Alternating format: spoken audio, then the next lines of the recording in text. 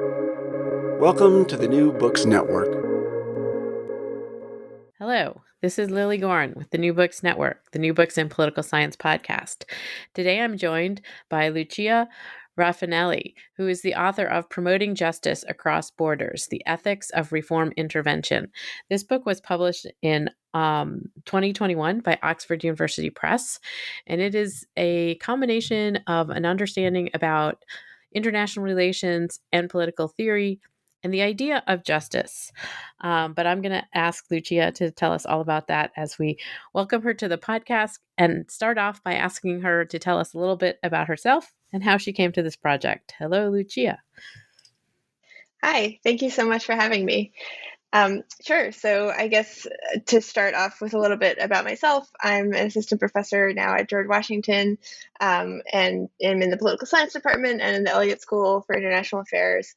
I did my graduate work, which this book is based on, at Princeton, and I had a one-year postdoc after that at Chapman University out in California, where I also was fortunate to do a manuscript workshop on an early version of this manuscript.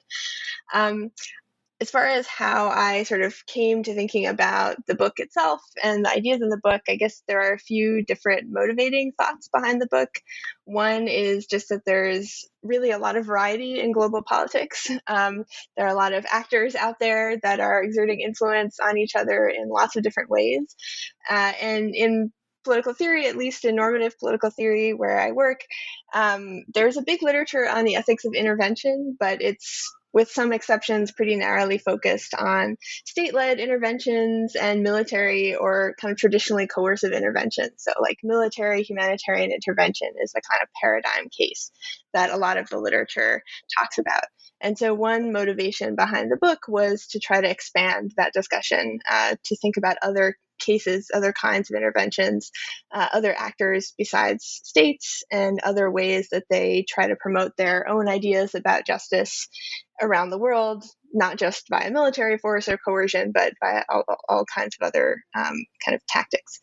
And another motivating thought behind the book was that if we paid attention to this very wide variety of different forms that intervention can take, that we might come to think differently about the ethics of intervention than I think many of us often do. In particular, the idea was that there are lots of really serious moral objections to intervention that are very credible and often decisive against some kinds of intervention, but that doesn't mean that they're sort of decisive against all kinds of intervention. And so the goal of the book in that sense was to develop sort of a more nuanced set of ethical standards that we could use to judge when interventions of lots of different types were or were not morally justified. And when we're talking about interventions, and you sort of started off by explaining that, there's the big, but yet narrow school of thought in both international relations and political theory around the kinds of interventions. And so most people listening would think about, okay, so the United States intervened in a variety of countries. Economically, we've intervened with military capacity for peacekeeping. We intervened in military capacity, perhaps not for peacekeeping. So can you just back up and define a little bit more about what this narrowness is with regard to interventions, but also to some degree how to expand thinking about it? Yeah, sure. So the book is about a category that I call reform intervention, which I mean to be pretty broad. So it includes any attempt to promote justice in another society. So any sort of deliberate attempt to promote justice in another society. And the reason for making that category so broad is that I think that any attempt to promote justice in another society is going to involve a lot of the same moral issues and raise a lot of the same moral questions, even if the exact kind of ethical standards that we should use to evaluate that intervention might change based on, say, who is doing the intervening or the tactics that they use or other kind of contextual elements of the case. So I talk about a few different cases in the book, so maybe it would be helpful just to sort of, preview some of those to kind of illustrate the range of things that I'm interested in talking about here. So, for example, one case I talk about is the Palestinian boycott, divest, sanction movement. So, which of course has a lot of different parts to it, but one part that I find particularly interesting is the consumer boycott part. So here's kind of, in one sense, it's an intervention in that it's Palestinian civil society actors and other actors around the world who are trying to produce policy changes in Israel. But it's not necessarily, taking that conventional form of, military intervention, or at least in the consumer boycott aspect of it, it's not, coercive economic sanctions or anything like that. But it's rather, trying to motivate lots of individual consumers to use their purchasing power in certain ways to encourage or discourage, certain political changes. Another case I talk about is back in 2010, Arizona passed a kind of now infamous anti-immigration bill, which kind of did lots of things, some of which were ultimately struck down by the Supreme Court. For example, it said that police could check someone's immigration status based only on the officer's, quote, reasonable suspicion that they might be undocumented. It required all immigrants to acquire immigration registration records. It criminalized them taking jobs. It allowed warrantless arrest based on only police suspicion that someone was undocumented. And in the wake of this law, which was challenged and opposed, several Latin American countries got together and submitted amicus briefs to the U.S. Supreme Court opposing the law. And one of the things they did in their sort of briefs was argue that this law was going to unfairly target not only Latin American countries' citizens who happened to be in the United States, but also just other Latinx appearing people who were in the United States and, would be unfairly targeted by this law. And so here is a case where we have these Latin American countries trying to produce a policy change in the United States and invoking kind of concerns of justice kind of in defense of that. But they're doing it, via the legal institutions of the United States itself. I won't go through all the cases I talk about in the book, but just to sort of list some types. So I talk about international NGO work. I talk about conditional trade agreements as sort of one form of intervention. I talk about the recent European export ban on lethal injection drugs to the United States and other places. So that's kind of the range of cases that I talk about in the book. And to go, maybe back to your original question, I think again, when we focus on and think about intervention as only involving that sort of paradigmatic case, state, military, humanitarian intervention, we kind of miss out on the wealth of other forms that intervention can take and what moral issues, they raise. And it's the moral issues, or this sort of nebulous and giant question of justice that is also sort of engaging what you're looking at. And so we often talk about and this is often in a binary way, right? That there's particular interventions that are for good, making the world safe for democracy, shall we say, or to protect a particular way of life, or the integrity of a country. And part of what you're talking about is that we shouldn't necessarily also be bound by these kind of contexts of state borders before we get into the question of justice. That this is not, just states against states in a certain sense. Can you explain a little bit about that, about the across-border component? Yeah, definitely. So I think you're right. One thing that I try to do in the book is to show that there are kind of all these different ways that different political actors, including individuals, can engage in politics that crosses borders, and also to make the argument that some of that is morally permissible, and that maybe even some of the time we have a moral obligation to do some of that. And in that sense, one kind of takeaway from the book, or one thing I argue for in the book, is that the project of achieving justice is not something that we should think of as a project we can only take on kind of with our fellow citizens within our own society, but it's a project that everyone in the world should take on. And that's kind of the legitimate political concern of everybody. And so, one I think one goal of the book is, again, by investigating the ethics of these different types of interventions and by kind of expanding the scope of what we're talking about when we talk about intervention, is again to show that some of those ways of intervening in other societies can be morally permissible, even if we're right to think that many interventions, maybe of that paradigmatic state military intervention kind in the past, have been morally objectionable. That doesn't mean we have to kind of write off the whole practice of engaging with people in other societies in order to promote justice. And so this idea of sort of a moral issue and moral permissibility or moral constraint sort of starts to get us towards this question of justice. My students always get mad at me when I teach political theory because we read, Plato's Republic, and of course, justice is never really found, and they get really frustrated because it's a long book. And so, as anybody in the political theory business. So in this question of justice that is sort of wrapping your research and to some degree your discussion of intervention, obviously, what are we talking about?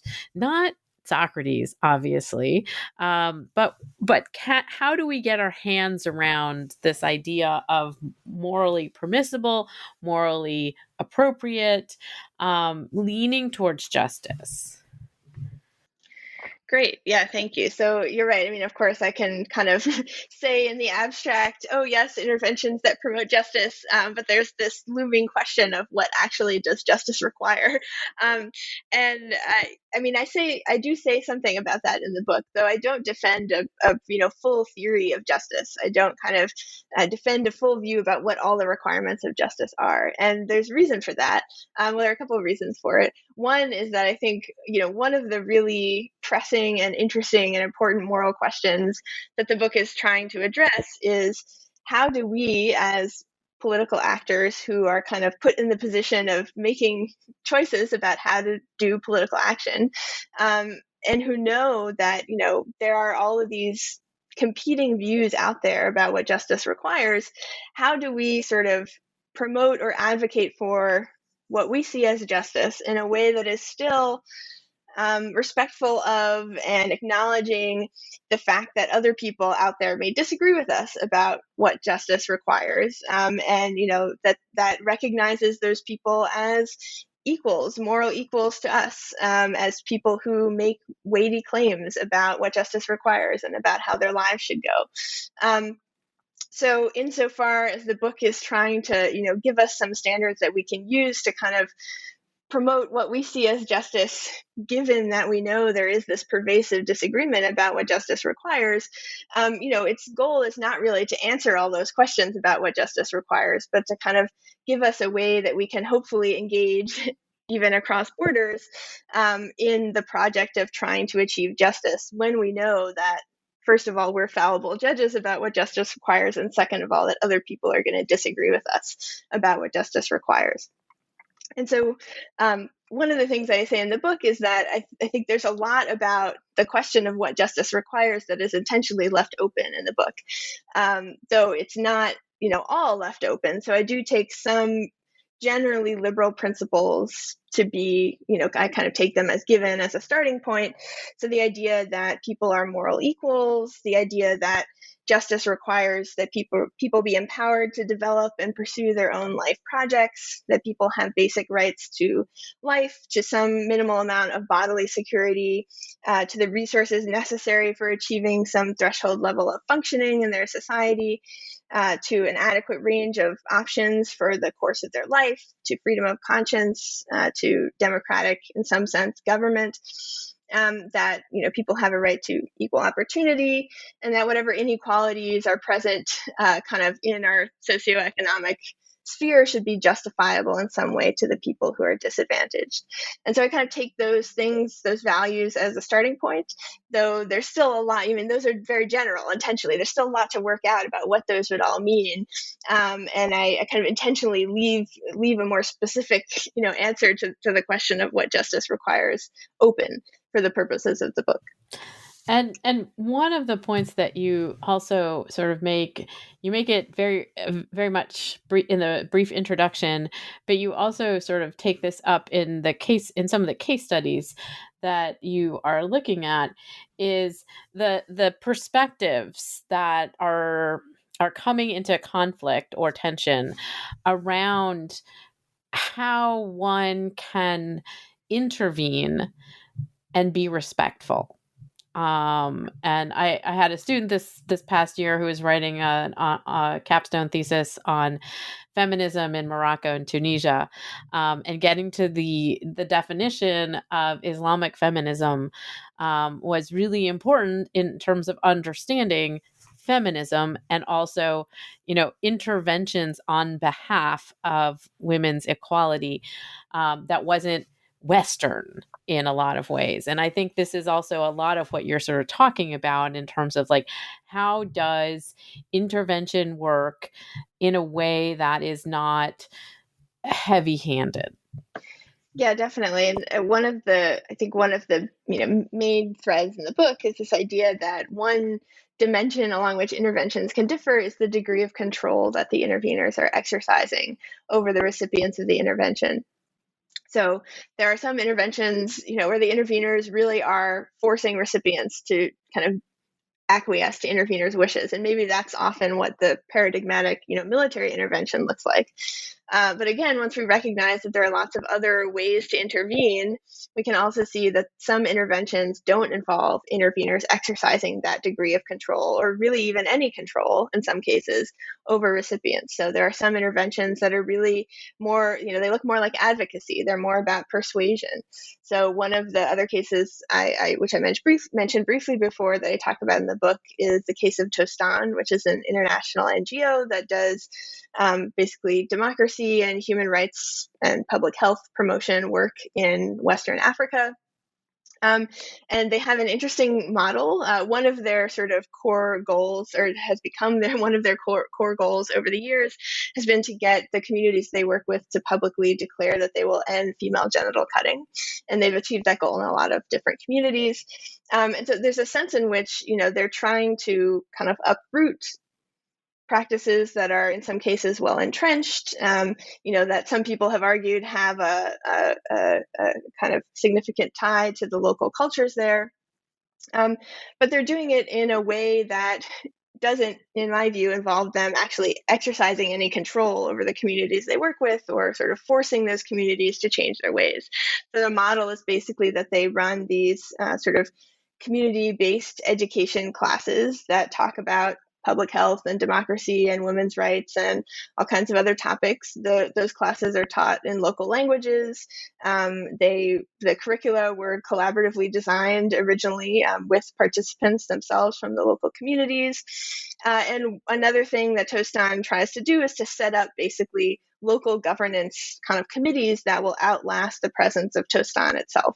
And so their model is, I argue in the book, very much about empowering local people to sort of take charge of their own, the way their own community is going to go forward and organize itself. And, they have an agenda in that they're trying to promote democratic governance, they're trying to promote human rights, they're trying to promote women's rights.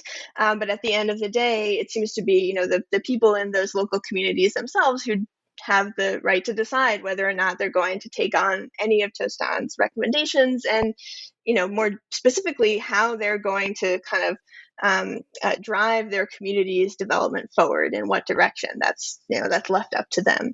So in cases like that, I think there's a promising model there, because it does seem to be the case that though we have an intervention happening, at the end of the day, it's still the people in the recipient community who decide for themselves what their society is going to look like. So they're deciding that kind of in response to input from elsewhere.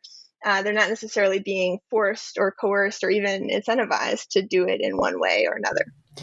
And this example of Tostan is also an interesting sort of idea of local control, right? That it's not coming from an international community. It's not coming from, per se, another country that's coming here and sort of wagging its finger and saying, you need to do it this way.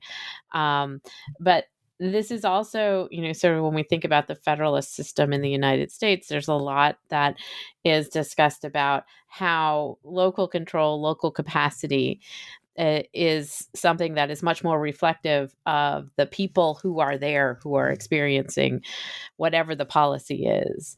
Can you explain a little bit about how this is also a nuance in terms of our understanding of how international relations works? Sure. Yeah, I mean, I think you're right. The idea of local control definitely is playing a role here. And, I end up arguing in the book that in a lot of cases, for a few different reasons, interventions that are, kind of collaborative in some way with the local population, or that, leave a lot of decision power up to the local population, are going to be more desirable than other kinds of interventions where the interveners are exercising more control. That might be because, those interventions where local control is more prominent are more effective, right? They sort of take root in a more permanent way. But also, I think it can be for the reasons I kind of just described. Those interventions can show a degree of respect for the local population as people who have legitimate claims of their own to kind of decide how their own society is going to be run. I think maybe where the sort of nuance comes in is the idea that, in my view anyway, we can value local control without having to think that there can be no influence at all from the outside, right? So if we value, local control or collective self-determination of a given community, I don't think that means that we have to think, this community must be completely isolated from any external influences. And I think sometimes, sometimes at least some people have the tendency to kind of go too far in that direction, to think, well, if we want, local people to control their own destiny, then that means there just can be no influence from any other community, from anywhere else in the world.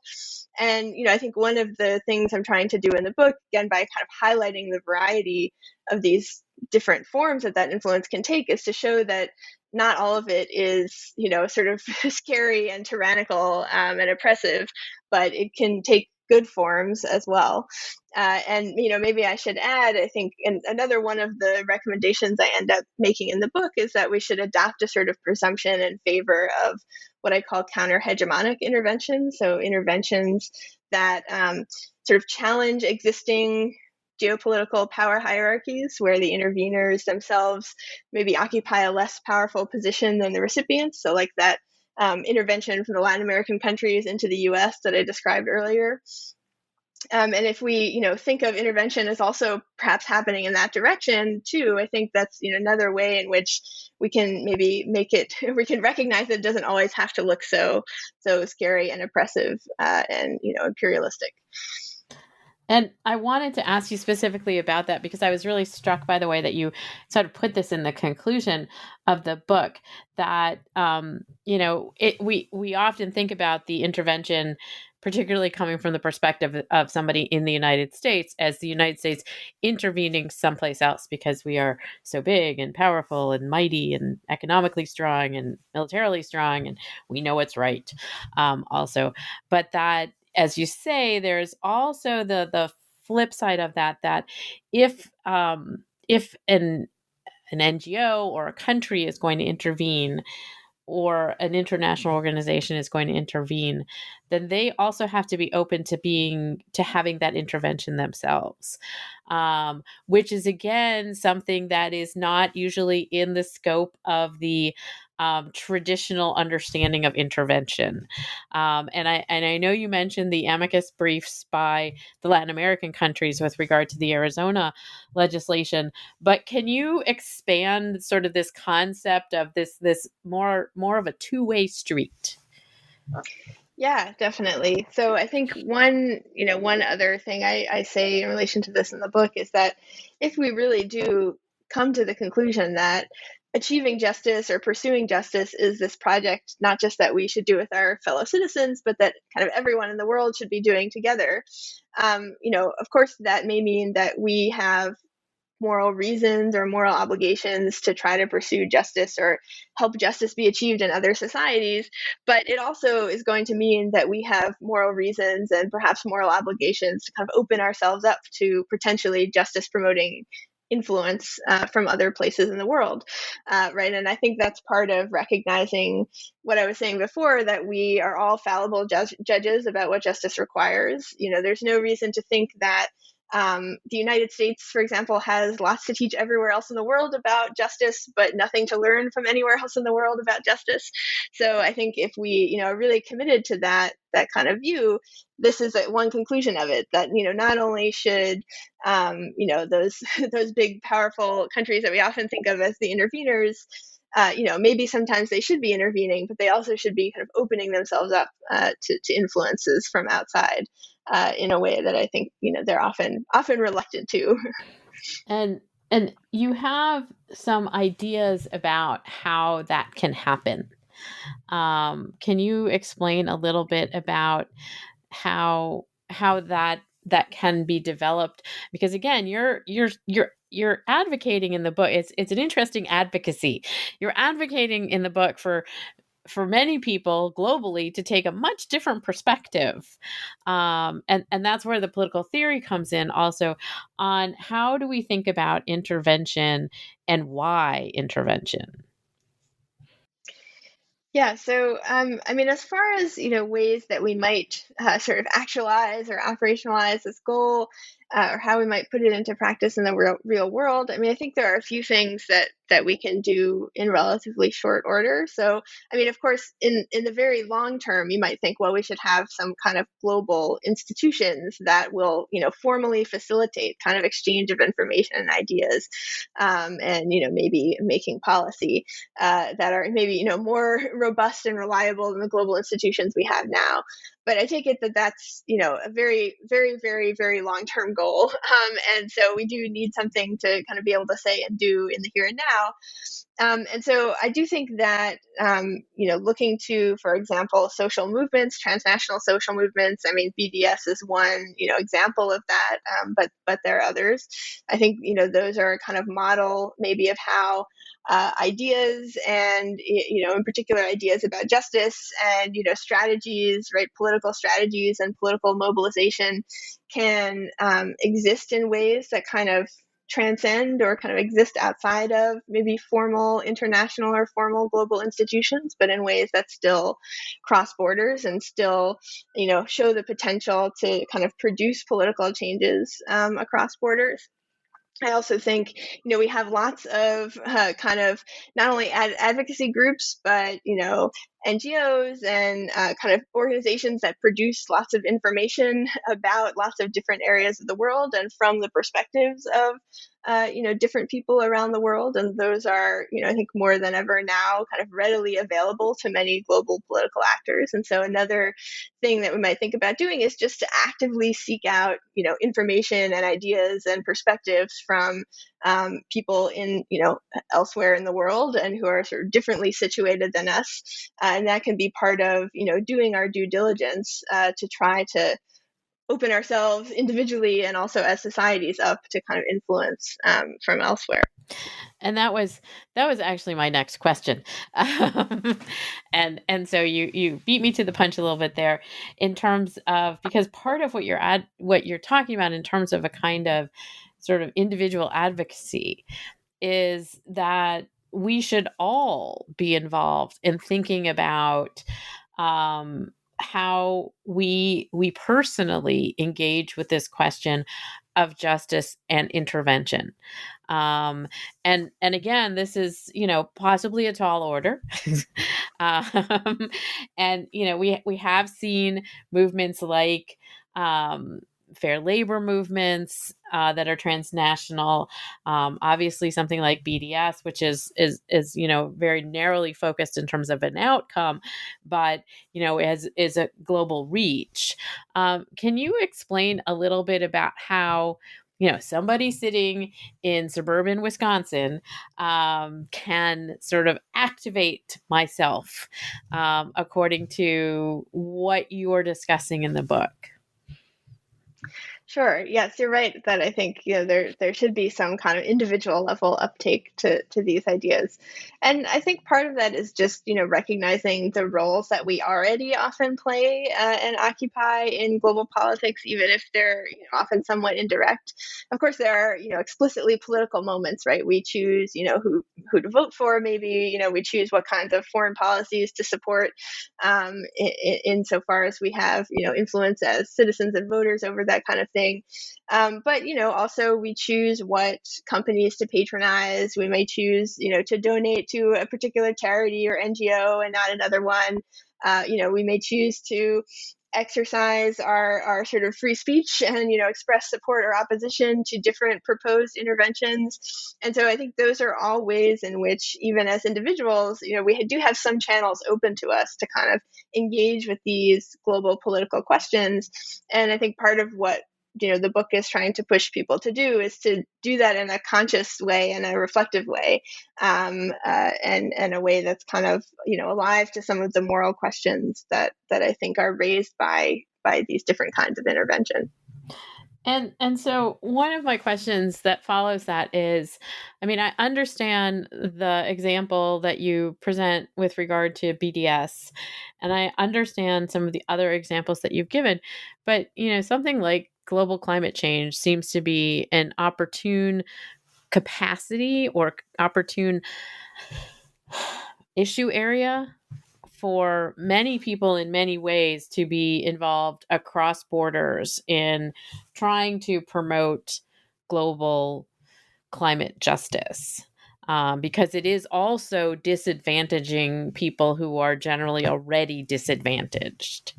Can you talk a little bit about something like global climate change as fitting into the various theories that you're teasing out here?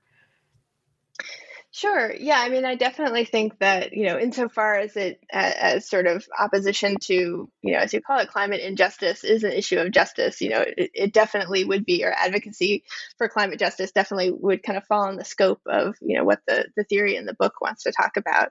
Um, for example, there was a lawsuit by some actors in India against the IFC a few years ago, basically, saying that the IFC, which is a World Bank sort of subsidiary, if I remember correctly, sort of caused a bunch of pollution in this Indian community, which basically threatened their subsistence. This is not, climate change precisely, though it is sort of environmental justice. And so, I mean, something like that could be a potential, model for advocacy around these issues. But I also think, as you were sort of suggesting earlier, just the idea that there could be transnational social movements, as we've seen kind of global protests that have been somewhat coordinated around the idea of climate justice, and generational justice connected with that. I think that could be another model, and maybe that's a model also that sort of fits into this category of maybe less controlling interventions, where the interveners, we want to call them, the social movement activists, the protesters, are not necessarily, forcing in all cases anyone to adopt a particular policy, though they're kind of exerting pressure, exerting influence. I think another, interesting thing that we saw, after the U.S. kind of withdrew from from the Paris Accords, right? We saw some individual cities within the U.S. Stepping up and saying, actually, we are going to stand by these environmental standards or adopt environmental standards of our own. And so that was maybe another instance in which, in some cases, you might think it's international insofar as there's solidarity among these, different cities around the world, but it's also just an example of, maybe the political institutions that you don't normally think of as the big, movers and shakers in this area, kind of stepping in to exert that sort of influence. So I think, in that sense, it's true that global climate change and climate justice present another, area that's maybe, ripe to be kind of taken advantage of by some of these other models of intervention that aren't the paradigmatic, state military intervention. And you tip your hat in the conclusion to an area that you haven't quite had time to go into in the book. So my question for you is, what are you working on now? Yes. So I am working on what I think is a second book project on the ethics of resistance in global context. And I'm especially interested in the ethics of resistance kind of in communities who are routinely subject to state power and the power of the state system, but also routinely excluded from its exercise. So stateless people, undocumented people, indigenous people, for example. And the hope is to kind of investigate the ethics of resistance in those contexts and use that to tell us something about the legitimacy of perhaps individual states, but also the international state system as a whole. Um, and part of this sort of project is related to something that I mentioned at the very end of the book, which is this idea of epistemic injustice. This idea that there may be certain people or certain communities whose ideas about justice are effectively kind of excluded from mainstream political conversations about what justice requires. And that can itself be a form of injustice. So sort of indebted to Miranda Fricker's conception of epistemic injustice there. And one idea that I've kind of started working with as part of this second project is that perhaps one way to sort of remedy the epistemic injustice that comes from that exclusion is to have healthy sort of resistance culture or spaces of resistance where people and communities who are sort of excluded from mainstream political institutions can develop, formulate, and communicate their ideas about justice kind of on their own terms, not necessarily constrained by the rules of those very institutions that sort of exclude them or render their ideas unintelligible. And I think that creating those spaces and sort of being open to learning from them is probably going to be part of what we're obligated to do in that endeavor to sort of open ourselves up to knowledge and ideas about justice from elsewhere, from other communities, from other places around the world. Well, I look forward to talking to you about that book once it's completed, if you'll come back on the New Books in Political Science podcast. Yes, of course. That would be great. Thank you. Because it felt like there was I felt like there was, a to be continued part of the book right there at the end.